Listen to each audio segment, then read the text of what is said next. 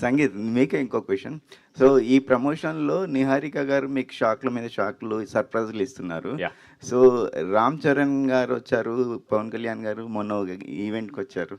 So Ram Charan గారు సడెన్‌గా రావడం మీ అందరికి ఎలాంటి ఫీలింగ్ వచ్చింది? ఈవిడ యాక్చువల్లీ ప్రీ రిలీజ్ అయిపోయింది సార్.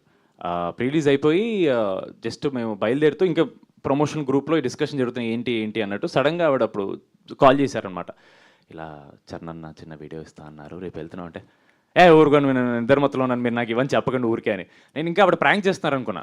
బికాజ్ ఫస్ట్లీ ఆయనకి ఇంజురీ అయింది సార్. ఇంజురీ అయిన తర్వాత మేము ఎలా ఎక్స్పెక్ట్ చేస్తాం. సెకండ్ ఇంజురీ తర్వాత ఆయన షూట్కి వెళ్తున్నారు. సో వాటన్నిటి మధ్యలో how can he give us time. అసలు ఎక్కడుంది ఆయన దగ్గర టైం అని. సో ఫస్ట్ నేను నమ్మలేదు. దాని తర్వాత ఉండు బాబు నేను చెప్తాను చెప్పి ఇమీడియట్ చెప్తే దెన్ ఆ నైట్ నిద్రపట్టలేదు సార్. మళ్ళీ నిన్న నైట్ నిద్రపట్టలేదు సార్. అంటే ఈరోజు ప్రీమియర్స్, ఆ రోజు చరణాన్ని కలుస్తున్నామని. నిహారిక గారు, సో మీ ప్రొడక్షన్ పరంగా మీ ఫ్యామిలీ